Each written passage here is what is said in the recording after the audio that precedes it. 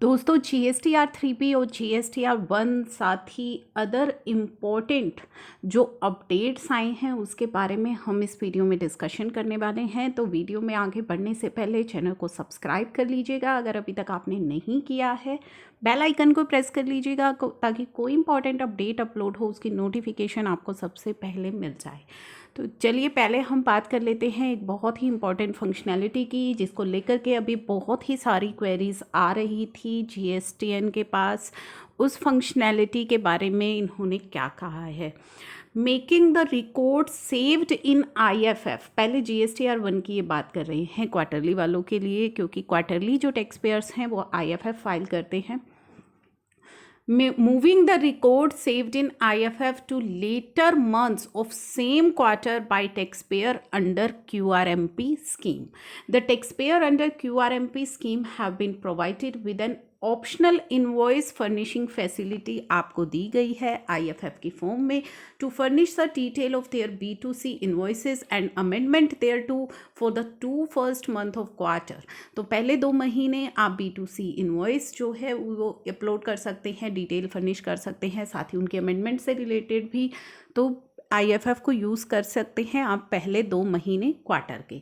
अब यहाँ पे क्या किया गया है, following enhancement have been made in IFF। तो उस IFF में ही कुछ एनहेंसमेंट की गई है। Taxpayer can now move the record which is saved in their IFF of the first month of quarter to IFF of the second month of quarter.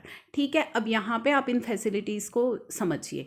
जो taxpayer है they can move the record which is saved in their first month of a quarter। जो आपने quarter के पहले महीने में मान लीजिए IFF के अंदर कुछ रिकॉर्ड सेव कर लिए हैं, सेव आपने कर लिए हैं लेकिन उनको सबमिट नहीं किया है। फाइलिंग तो कर ही नहीं होगी क्योंकि सेव स्टेज पर है, सबमिट भी नहीं किया तो फाइलिंग तो की ही नहीं होगी।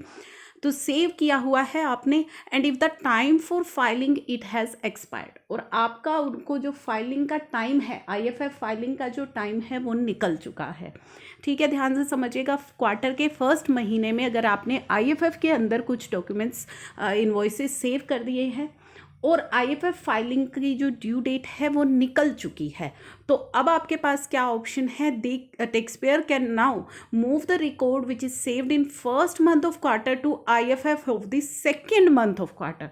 तो आप उनको मूव कर सकते हैं सेकेंड मंथ की जो IFF है उसके अंदर। ठीक है, अभी आप जब अपनी GSTR 1 ओपन कर रहे थे तो आपके पास ये ऑप्शंस भी आ रहे थे कि आपके पास कुछ इन्वॉइसेस सेव हैं IFF में, क्या आप उन्हें मूव करना चाहते हैं तो यस कीजिए, अगर आप अपनी IFF को रीसेट करना चाहते हैं तो नो कीजिए। तो सेम यही फैसिलिटी की बात आपसे की जा रही है कि फर्स्ट मंथ में अगर कुछ सेव है तो सेकंड में आप उसको मूव कर सकते हैं। Taxpayer can also move the record saved in IFF of the first and second month of quarter to their quarterly GSTR 1। तो सेम वही चीज़ हो गई, अगर आपकी पहले महीने के IFF में कुछ सेव है, सेकेंड महीने के IFF में भी कुछ इन्वॉइसेस सेव है और उनको फाइल करने की ड्यू डेट जा चुकी है, तो आप अपनी जब क्वार्टरली GSTR 1 फाइल करेंगे तो आप उन रिकॉर्ड्स को वहाँ पे मूव कर सकते हैं। ये ऑप्शन अगर आपको याद तो होगा क्योंकि अभी आपने रिसेंटली ही इस ऑप्शन को देखा होगा। ठीक है, please note that the record can be move only with in a quarter. अब यहाँ पे क्या है कि जो एक पर्टिकुलर क्वार्टर के जो रिकॉर्ड्स हैं वो उस क्वार्टर में ही मूव होंगे, यानी कि आपकी जो फर्स्ट IFF और सेकंड IFF होगी वो आपकी GSTR 1 में ही मूव होगी, जो उस क्वार्टर की GSTR 1 है। नेक्स्ट क्वार्टर में आप उन्हें मूव नहीं कर पाएंगे। ठीक है, while preparing the IFF and GSTR 1 of the latter months of same quarter online in case of saved record, taxpayer will get a popup prompting them to either move the record by selecting yes or delete them by selecting no।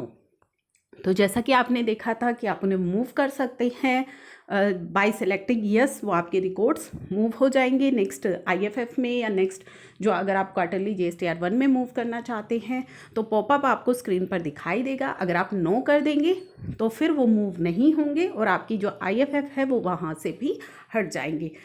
Record under submitted और file stage can not be move by the above functionality. तो जो record submitted stage पर हैं और या तो आपने IFF को सबमिट कर दिया है तो वो रिकॉर्ड्स मूव नहीं होंगे, उस IFF को आपको फाइल करना पड़ेगा। अगर सबमिटेड स्टेज पर है तो आपको फाइल करना पड़ेगा। फाइल आप उसे कर सकते हैं, वहाँ पे कोई दिक्कत नहीं होती है। और जो फाइल आप कर चुके हैं IFF, तो उस केस में भी ये ऑप्शन आपको नहीं दिखेगा। अब आ जाते हैं auto population of GSTR 3B liability for taxpayer under QRMP scheme from their IFF and GSTR1। तो ये नई फंक्शनैलिटी भी आ चुकी है कि जो टैक्स पेयर QRMP स्कीम के अंदर हैं कैन डिक्लेयर, वो अपनी लाइबिलिटी डिक्लेयर करते हैं IFF में भी और क्वार्टरली जो है GSTR1 में भी। ठीक है, तो declaration of liability in this form में जो भी लाइबिलिटी आपने डिक्लेयर करी है वो आपकी QRMP वालों के लिए जो आपकी GSTR 3B क्वार्टरली रहेगी उसके अंदर ऑटो पॉपुलेट हो जाएगी बेस्ड ऑन देयर जो भी डाटा उन्होंने अपनी GSTR 3B और GSTR1 में फाइल किया है। ठीक है, तो ये दो फंक्शनैलिटीज़ की अब हमने बात कर ली। अब रिफंड से रिलेटेड क्या आया है?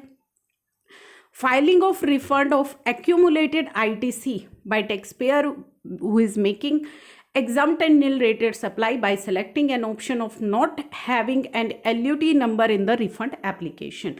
तो टैक्सपेयर को एक is required to enter a valid LUT number enter करना होता है while applying the refund of जो भी उनका एक्यूमुलेटेड ITC पड़ा है on account of export of goods and service without payment of tax and supply made to SEZ without payment of tax के case में। ठीक है, to enable the tax payer making exempt और nil rated supply without LUT to file a refund application जिनके पास की valid LUT number नहीं होता, द फॉर्म RFD 01 को मॉडिफाई कर दिया गया है।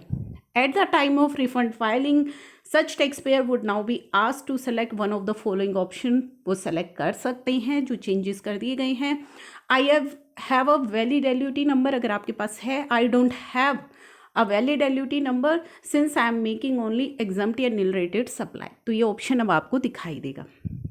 सच tax payer can now select the second option, आप सेलेक्ट कर सकते हैं to proceed the filing of your refund application.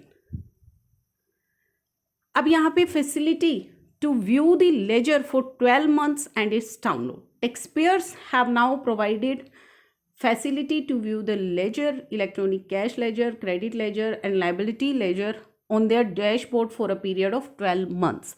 तो बहुत ही इंपॉर्टेंट आ गया है ये ऑप्शन। अब 6 months की जगह आप 12 months की जो लेजर है उसको देख सकते हैं। पहले आपके लिए 6 months तक की ही आप देख पाते थे। The detail can now be recorded, आप PDF एंड एक्सेल दोनों में ही इसको डाउनलोड कर सकते हैं। Transfer of amount in cash ledger between major and minor head by temporary ID holders and unregistered applicants। तो यहाँ पे जो temporary ID holders हैं unregistered applicant है, they have now been provided with the functionality, उनको मिल गई है to transfer the amount जो कि उनकी कैश लेजर में पड़ी है from one major to minor head से other major and minor head में through GST PMT 09। Negative liability statement available करवाई गई है कॉम्पोजिशन डीलर्स को, कॉम्पोजिशन टैक्स पेयर्स को। In case of negative liability अगर किसी टैक्स पीरियड में होती है कॉम्पोजिशन टैक्स पेयर्स के केस में, if no amount is required to be paid, और आपकी कोई नेगेटिव लाइबिलिटी है यानी कि सेल से ज़्यादा आपकी किसी मंथ में सेल रिटर्न हो गई है या किसी मंथ में केवल सेल रिटर्न ही आ गई है, द सैड नेगेटिव लाइबिलिटी आपकी मेंटेन होती रहेगी नेगेटिव लाइबिलिटी स्टेटमेंट के अंदर। और दिस नेगेटिव बैलेंस जो आपका नेगेटिव लाइबिलिटी स्टेटमेंट में मेंटेन हो रहा है, it will be automatically adjusted against the liability of subsequent tax period. तो ऑटोमेटिकली ये अगर मान लीजिए इस मंथ आपकी सेल रिटर्न है, नेगेटिव लाइबिलिटी है और नेक्स्ट मंथ आपकी टैक्स लाइबिलिटी बनती है, तो ऑटोमेटिकली आपकी ये जो नेगेटिव फिगर्स हैं ये एडजस्ट हो जाएंगी। ठीक है, इसको आप देख सकते हैं। लॉगिन करना है, सर्विसेज टैब में जाना है, लेजर्स में जाना है, वहाँ पे आपको आपकी ये नेगेटिव लाइबिलिटी स्टेटमेंट दिखाई देगी। इसके बाद inclusion of common name in HSN directory and its download in Excel format by tax payer. Currently जो HSN मास्टर था उसको अपडेट किया गया है and it also include product name भी अब आपको वहाँ पे दिखाई देंगे जो कि नॉर्मली यूज़ किए जाते हैं ट्रेड में, और साथ में उनके HSN। ठीक है, तो आप अपने प्रोडक्ट का नाम डालकर भी उसका HSN कोड फाइंड आउट कर सकते हैं। ये फंक्शनैलिटी भी आपको अवेलेबल करवा दी गई है एक्सेल के अंदर। Download facility for HSN directory, आपको HSN एक्सेल फॉर्मेट में दे दी गई है। Download HSN in Excel format के नाम से आपको वहाँ पे ये दिखाई देगी। तो ये थी कुछ नई फंक्शनैलिटी जो GST पोर्टल पर आई हैं, जो आपके बहुत ज़्यादा काम आने वाली हैं। काफ़ी इंपॉर्टेंट ये फंक्शनैलिटीज़ हैं। तो इस वीडियो को शेयर ज़रूर कीजिएगा ताकि सभी को इसके बारे में अवेयरनेस हो जाए कि GST पोर्टल पर कौन सी फंक्शनैलिटी अब आपके लिए अवेलेबल हो चुकी हैं। Thank you for watching. मिलते हैं नेक्स्ट वीडियो में नेक्स्ट इंपॉर्टेंट अपडेट के साथ। तब तक के लिए चैनल को सब्सक्राइब कर लीजिएगा।